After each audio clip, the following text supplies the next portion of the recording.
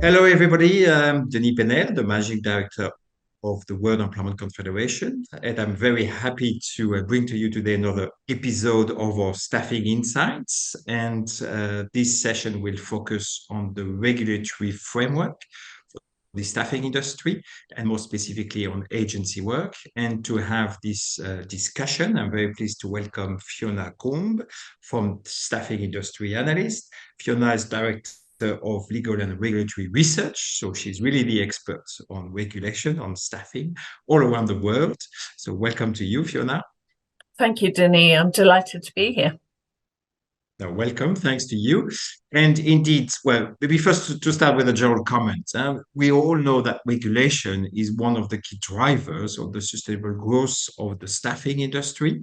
And in many countries, this industry is quite, heavily regulated, but with very diverse situations. So this is what we are going probably to discuss today. And to start our discussion, I would like to remind, the audience that as the World Employment Confederation, we are very carefully monitoring any changes in terms of regulation when it comes to agency work across the world.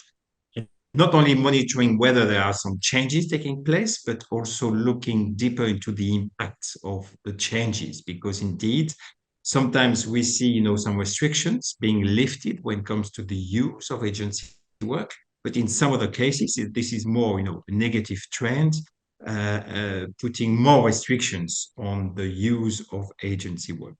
And this is why twice a year we are surveying our members, national federations of the World Employment Confederation, to try to assess, in which direction the regulatory framework is moving forward. And actually, we published earlier, this quarter, what we call the SERO, the Staffing Executive Regulatory Outlook. So again, interviewing our members to assess the evolution of the regulation. And to be honest, well, the key message is that, regulation on agency work is a moving landscape for the better and the worse, I'm afraid. So we are seeing positive trends, we are seeing negative trends, we are also seeing some changes in terms of regulation taking place, not impacting that much our industry, but clearly, we see a very mixed bag, different situations, and this is what we could discuss with Fiona. Just to give you an overview, then happy to give you the floor, Fiona. So again, based on this, semester survey within our own members, for the last edition, we are seeing that, 19 out of 25 countries are expecting a change of regulation within the next 6 months. And this is a forward-looking survey that we undertake. And out of these 19 countries, actually 8 do expect a negative impact of this change of regulation versus 5 who expect a positive trend. And the remaining, is more about a neutral evolution. So let's focus probably on the positive and the negative side. Again, let's start with the positive. When it comes to the positive trends or expectations, I think Italy is a very good example, and together with probably Netherlands, as well as Mexico. So Fiona, I don't know whether you have some more deeper comments on those countries, and of course also probably adding the UK, if you wish so. You being located in the UK, you are probably the best place to comment on the UK situation. Sure. Well, let's start with the UK. For a while now, we've really had very little legislation because the government has been, involved in other matters, shall we say. We are beginning to see some focus now back on particularly umbrella companies in the UK, which have long been unregulated and have caused a headache from a tax perspective for the government, with many avoidance schemes. There is going to be some regulation there. We've just had a consultation issued this week looking at how those companies specifically should be regulated. And these, by umbrella companies, I mean these are the sort of intermediaries that employ for payroll purposes and administrative purposes, and which increasingly are being called employer of record, which is a term coming from the US. So I think there's a great deal more focus, not just in the UK, on these types of companies, but particularly here from a tax point of view. I'm interested that you say there are positives coming from, say, Netherlands and Mexico, because obviously, most of the news coming out of those countries recently has been fairly negative towards the industry. Mexico clearly had a change of heart in relation to subcontracting and outsourcing of labour. And so now the market really is, you have to be a specialised service provider and registered. So I'm not aware of any sort of positive moves in that respect, but definitely as legislation beds in, often you see slight amendments which improves the situation. In the Netherlands, I think it's a bit mixed bag there. You've got both the advent of licensing coming in 2025, or that's what the government intends, and a crackdown on misclassification of independent contractors as well. But you've also got, perhaps you could say it's a positive move in that some of the sort of rather laissez-faire arrangements around temporary agency workers are being tightened up, and perhaps there's a little more protection there than there was previously. So there's other countries that we've seen positivity. And France, for instance, recently said that temporary agency workers who are employed on these indefinite duration contracts, they could be assigned in temporary agency assignments for any length of time. Now, that might just be limited for the moment, but I think it was a general provision. And Italy, again, definitely for a temporary period of time, but there's been moves to extend the assignment durations there as well for temporary agency workers. So those are positives, I guess. And maybe we can have a quick look at Germany, of course, because when we conducted the survey, it was before the decision of the German court, on the time partner case, the famous unequal pay. And actually, the judgment was given, I think, last week or 2 weeks ago. So maybe a general comment on this court decision. Yes, so the issue here is about providing equivalent or compensatory benefits to temporary agency workers, and I think that the difficulty there is around defining that. And unless the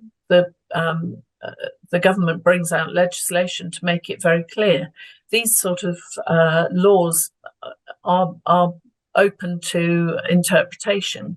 And it's not just Germany.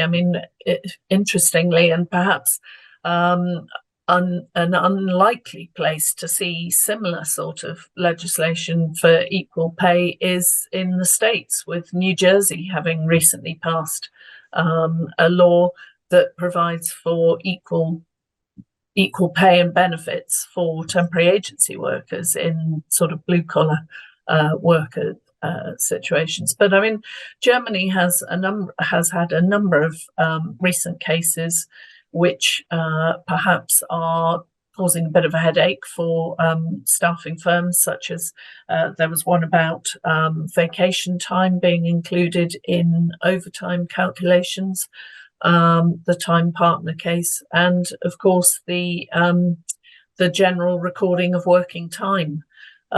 So all of these, cases originated in Germany, but may have wider implications across Europe. Yeah, absolutely. And just on the German case, from the WEC point of view, and clearly we were, positively surprised by the outcome of the judgment, because on the one hand, it stresses, again, the autonomy of the social partners to negotiate collective labor agreements for the agency workers.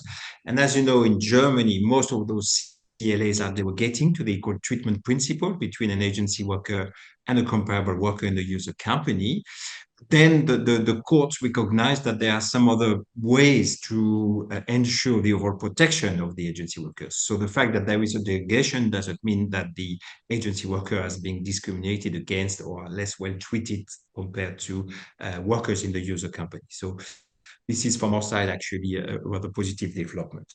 Okay, that was the good news part of the story. Let's have a look now at the countries where we see more, negative trends coming up. I think the most interesting one is outside Europe. It's about Australia. Well, I think my understanding is that this is still unclear where the threats are, but that's because a new government has been elected, a left-wing government, and we know that in general, we can expect some more negative or more restrictions being put on our industry. But any comment from your side on Australia? Yes, well, Australia, for a while now has been looking at sort of introducing legislation against labour hire companies, or I should say restrictions on labour hire. You've got licensing in 3 states, South Australia, Queensland and Victoria. And I think other states have been looking at it, notably also the Australian Capital Territory and Queensland. So, there's a general view that all these state laws are slightly more difficult to navigate because they're not identical. So, there has been a request of the federal government to look at licensing, and as you say, until the recent Labour government, there hadn't been any particular appetite for that.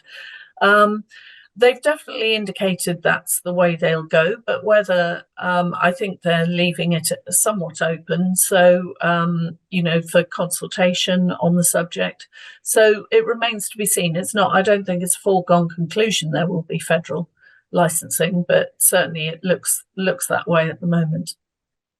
Now, interesting comment, because we see indeed more and more in countries where there is a federal government that at that level the regulation is quite stable, but then we see indeed within the states or the provinces, also thinking about Canada, for instance, indeed we see now more and more regulation coming from that level, and that means of course an increasing complexity if you want to operate in those countries, because depending on the states or the provinces, you will face different level of regulation. So not making our life easier in terms of the staffing industry. Absolutely, yeah. I mean, again, the US is a prime example because since the pandemic, where there was in some states a view that temporary agencies, staffing agencies, were cashing in on the pandemic in the healthcare sector. We've seen quite a lot of states recently, I haven't counted them up, but I've got a list somewhere, of those who've decided to introduce some form of licensing or registration. And there's even a couple of states that have introduced wage caps on healthcare agencies. So, I think it's a negative in many respects, because if you do business across various states, you suddenly have more legislation to deal with. So, yeah, it's definitely becoming more complex. Yeah. And then a side note on the healthcare sector, indeed, because that's also a topic we could probably spend hours discussing. Yes. But yeah, on the wage cap, this is also a trend we are seeing in some of the countries, like in France. Recently, France adopted a new law on indeed the healthcare sector and the use of agency work. And there again, there was also a wage cap for doctors and nurses, working via temporary work agencies. So also a development that we need to look carefully. Okay, and the second probably maybe country we can have a look at in terms of negative trend is Norway. This has been under discussion for a while, but would be good to have your view also on the latest development regarding Norway. Yes, I'm not sure whether the law has actually passed or come into effect, I should say, because I know there were challenges being made to it. But essentially, from April, the ability of companies to engage agency workers on a sort of general basis for up to 12 months, general temporary basis for up to 12 months, was revoked. So essentially now they're restricted to either temporary replacement or introduce it, for healthcare, I think, or specialist consultants. There's also a ban on agency workers in construction in Oslo and a couple of other urban areas. And trade unions can actually bring action if they believe that illegal hiring is in place. So it's quite a draconian sort of position they're taking on temporary agency work. So yeah, they're definitely a bit of an outlier, though, I'd say. I don't see any other countries going quite that far. Absolutely. Okay, brilliant. Well, I think that was quite a world tour that we did together. So thanks a lot for your insight and your expertise of the legal matters when it comes to regulation on our industry. As you know, on top of this, every twice a year survey we are conducting, WC is also compiling on a yearly basis, all the regulation impacting our industry. This is what we call our regulatory report, which is available only to our members, I'm afraid. But of course, that's something we'd be happy to share and to discuss further in the future. So let me thank you, Fiona, for your contribution to this session and Staffing Insights. Always a pleasure talking to you and to SIA. And thanks to everyone, and see you soon for another episode of the Staffing Insights. Thank you very much. Goodbye. Bye-bye.